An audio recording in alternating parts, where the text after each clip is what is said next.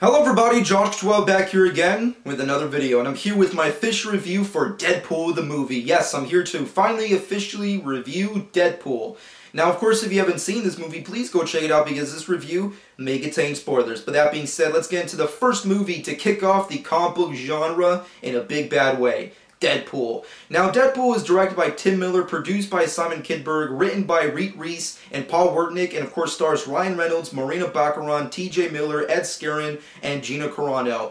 And of course tells the origin story of Deadpool and how he became the person that we all know and love, the Merc with the Mouth. Now, at the same time, before getting into this movie, I did have some hesitations. I did have some, I guess, some qualms with the film, which I have to go with two major factors. Number one, Ryan Reynolds. I love Ryan Reynolds. I think he's a really cool dude. I think he's freaking awesome, fun, entertaining, charming, sweet person. And he looks awesome on Men's Health. But he does do a lot of crappy movies. And he does, from time to time, basically play himself. Or Van Wilder, which way you want to go with it. You just don't know with the guy. And plus, on top of that, he's been in a lot of comic book movies, folks. No, this is not his first time, his first go-around, if you will, when it comes to playing comic book movies. He's done a lot. He's been in Blade Trinity, he's been in X-Men Origins, he's been in Green Lantern, he was in RPD. He's been in a lot of fucking crappy-ass garbage comic book movies. So I was really hesitant to see him as the leading role in this film, even though every single person slash fan slash mother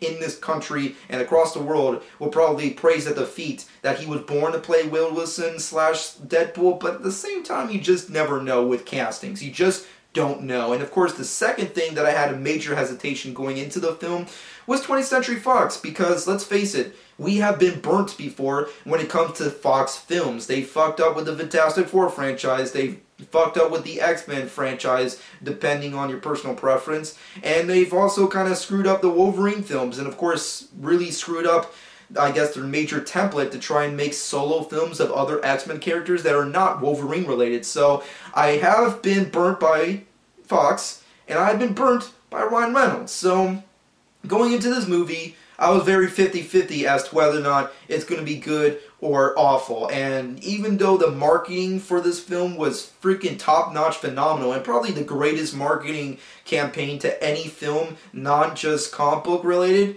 it's freaking admirable. And does that freaking marketing campaign deliver with this movie? Yes, this movie delivers on what that marketing campaign started with. Ryan Reynolds destroys as Deadpool. Now, of course, getting into a quick little summary plot, if you will, of the movie. Essentially, Deadpool starts off as Deadpool, and he starts flashing back, telling us, the audience, gratefully enough, breaking the fourth wall in true Deadpool fashion, tells us the story of how he became to be. Apparently, he was Wade Wilson, of course, the Merc with the Mouth, the greatest assassin within the Marvel Universe, if you will, and of course, falls in love with Marina Baccarin's character, Vanessa slash Copycat. But in between their relationship, he figures out and finds out that he has cancer and he's pretty much going to die. And of course, through the trailers, we already seen this. He essentially becomes part of the Weapon X program, which of course he thinks will cure him of his diseases and make him a superhero. But of course, it's actually re-engineering humans to find out their mutant genes to create super slaves, pretty much making them indestructible weapons to sell off to the greatest bidder and, you know, rinse, water, repeat. That's pretty much what their motto is. And essentially, in between these flashbacks and these present time moments in the film, Deadpool slash Wade Wilson is trying to get back at Ed Skrein characters Ajax and of course Gina Carano's Angel Dust. He's trying to beat them for what they have done to him, his life, and his relationship with Marina Baccarin's character. And that's basically the overall plot of this movie. And of course there's a subplot of just Deadpool in good old-fashioned Deadpool fashion. And of course, you know, just little tiny nuggets of X-Men universe drop-offs. And of course T.J. Miller's in there, you know, for comic relief as, you know, Wade Wilson's best friend, you know, and Marina Baccarin's in here as a really attractive Marina Baccarin, and that's pretty much it. That's pretty much the story of Deadpool, and even though I kind of summarized it terribly, it's a pretty interesting, fun ride. It's pretty much the greatest comic book movie that we always dreamed about having, and it's finally here. That's pretty much what it is. It's essentially what they actually promised us at Comic-Con so many years back when they released the test footage, that this was a movie that definitely fans deserve to have, and we finally got it, and it's freaking top-notch awesomeness. Ryan Reynolds, I think, definitely steals the show, but of course that's something we expected. But I think the other real cool thing when it comes to the performances of the cast itself, I mean, Ryan Reynolds is awesome. And we already knew that was going to happen. It's Ryan Reynolds. I mean, come on. But at the same time, I felt like the cast wasn't going to be underutilized. And to a certain extent, they're kind of underutilized, but they're done very well. And they're very amazingly constructed.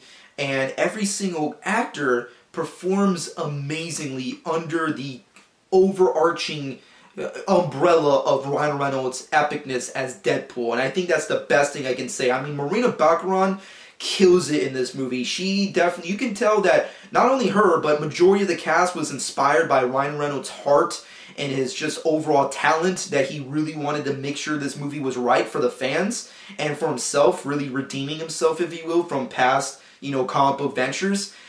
Everyone else felt inspired, so they pretty much did the same thing. They did an amazing job. For a movie that didn't really necessarily needed top-notch performances, they give it. And Marina Baccarin is definitely up there. You can definitely tell that, considering she was going to play the love interest, considering she was going to play off of Ryan Reynolds' craziness, she definitely wanted to do it perfectly, and she does. She's so freaking good. And I've been on a pretty epic Marina Baccarin binge for a while now, and she's killing it. She's freaking up in her game every time she's up for a new project, and she destroys in this movie in a big bad way. I mean, this is a rated R movie for a reason, and she's freaking, she's throwing out her tits, her ass, she's fucking, she's cursing, she's doing a whole bunch of vulgar shit. It's epic awesomeness, and it's great, and it's really cool to see her really play off of Ryan Reynolds. I think they had really awesome chemistry. I think that's just the best way I could put it. And a lot of it has to do with the performances. And everyone else does a really great job. T.J. Miller, I wish he was like the best friend to every superhero character. I said it when Transformers, The Age of Freaking Extinction came out. I wish he was. I wish he was Jimmy Olsen. I wish he was like every best friend character to a superhero that's needed. Just let T.J. Miller do it, because he does a phenomenal job. Gina Carano, I think she's definitely on the uprise in her career. Every time she puts on a new project, she kicks it up another notch. She's just getting better and better with her acting career, which is really awesome. Ed Skrein is also really cool. I think this is probably like the best role I ever seen him in since his cameo days in Game of Thrones. And freaking Ryan Reynolds steals the show. He pretty much steals the show, which is expected, but he does steal the show. He's freaking phenomenal. I mean, like, when people said Ryan Reynolds was born to play Wade Wilson, when he's born to play Deadpool, they weren't lying. He's freaking born to play this character. There's no other role that was born and or created meticulously perfect for an actor. It's this. Ryan Reynolds paired with the Deadpool character is just an awesome pairing. It's just so freaking phenomenal. And of course that has to go along with everything else in this movie. Directing, Tim Miller, for a first time out director, does an awesome job. The writers did a great job, pulling from comic book lore but doing their own thing. And freaking Junkie XL's soundtrack is awesome. I mean, like, the original songs alone are really cool, but his soundtrack is always freaking awesome. And everything else, the CGI, the way they constructed Colossus, which is one of my favorite X-Men members, was so, it was a boy dream come true. It was a boy's dream come true to see Colossus in his full comic book glory on the big screen. Granted, it was a little too CGI at sometimes. Granted, they did use a lot of actors to construct this version of Colossus. But I think it was done well. It was really freaking awesome to see that come to life. And everything else, really top notch. And this movie was just a good love letter to not only comic book fans, but fans of Deadpool and movie fans. It was really cool to see, not only referencing to other comic book movies, not referencing the Marvel Cinematic Universe or DC movies, the crappy-ass Green Lantern movie. It was also getting to see a character like this do so much with popular culture and just talk. This is the character who we've always wanted to see. He's talking to the audience. He's talking to us as if we're actually there and listening to his bullshit. It's so freaking awesome to see that. And it's really cool to see how other characters react to that and almost feel like they don't even notice that he's even talking to himself or talking to the audience, breaking the fourth wall. It's so cool to see that stuff. And I love the references and Easter eggs. I mean, For me personally, the top 3 best references that I love, and granted, I'm definitely have to go back and watch the movie a couple dozen more times just on an analysis basis. But the best ones were talking shit about Green Lantern, because that's freaking hilarious. Talking shit about the Deadpool that they created for X-Men Origins was awesome. And of course, freaking Voltron. There's a Voltron reference. Wade Wilson likes Voltron. That alone, as from a hardcore anime fan and a hardcore fan of freaking Voltron back when I was a kid, kudos, Ryan Reynolds. Kudos. This movie was just awesome. It was freaking great. Granted, there were some things that I can nitpick that I wasn't really big on. I feel like the Ryan Reynolds-Marina Baccarat relationship was a little too forced at times. I feel like, granted, the majority of them is just talking shit to one another and having some awesome on-screen sex, but, you know, other than that, we didn't really need it. We really didn't need it. It was mostly done on a flashback basis, and I can understand why they did it. They wanted to have this Hollywood, you know, core audience come in so they can, you know, have the Valentine's Day, you know, people, you know, really hooked into that, the teenagers hooked into that. You know, it's just a Hollywood thing that they needed to do, and I understand it, but I didn't necessarily needed it. And also, on top of that, the raunchiness of Deadpool does get, I guess, unnerving at times. Sometimes it's just like, oh, okay, he's talking about his dick again. I get it. He's talking about his penis. I get it. That's kind of like how I felt like during the middle of the movie. Of course, it kicks back again in a fun, entertaining way during the third act and finale of the film. But after a certain period of time, it does, like, maybe if this movie came back when I was in middle school, maybe this would have been the #1 movie of all time, in my opinion. Maybe even more than other movies that came out, you know, back in that time period. But it just, sometimes Ryan Reynolds' comedy and the Deadpool character does get a little too much at times. That's all I can really say. But that being said, the overall movie itself is very, it's a must-see film. It's definitely a freaking movie that you should see. Out of all the movies that came out during Valentine's weekend, this is the movie you should see. See it with your family, see it with a date, see it with somebody you know, your best friend. Just see the movie. It's so freaking fun, entertaining. The references alone, and the breaking of the fourth wall alone, and nostalgia, and the comic book lore. And even if you don't even care about comic books, just the fact that you're having a character that's so unlike the Marvel movies or the DC movies is just worthy of admission. You should see this film. But with that being said, coming into my final verdict for this film, it has to go to a solid 8.5 out of 10. I would have given it a 9 if it wasn't for,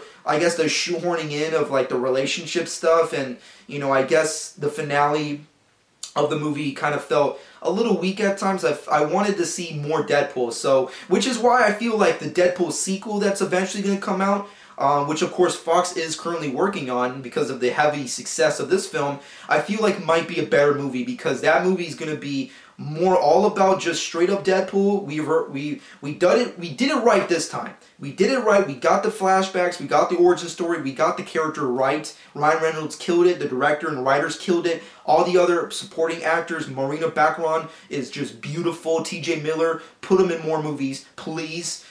Just with the sequel, it's all about Deadpool, the merc with the mouth. Let him go crazy, let him go nuts. Just let him be him, breaking the fourth wall. Bring in Cable, bring in X-Force, and I'll be happy. This movie was great, and I can't wait for the future of the X-Men universe, the Deadpool universe, and the overall Fox universe. I can't wait. But with that being said, it is a solid 8.5 out of 10 for me. Let me know what you personally think about it in the comment section below. And of course, let me know what you personally thought about your Valentine's Day weekend. Did you love it? Did you hate it? What movies did you see? Did you see Deadpool? And how did you celebrate Valentine's Day? I'm freaking curious. Let me know in the comment section below. And of course, let me know your expectations and or hype for future movies. I can't wait. I mean, I'm just saying, there is a post-credit scene. Keep that in mind, folks. There is a post-credit scene. And I will say this. I don't want to spoil it, but there are some really cool teases. There is some Deadpool talk. There is some Cable talk. And it's all done in a John Hughes movie. I died and went to heaven after seeing this post-credit scene. It's freaking awesome. Be shameless plug time. Follow me on Twitter and Instagram at Jonch12. Subscribe to my channel if you haven't done so already. I hope you guys enjoyed. And this has been Jonch12.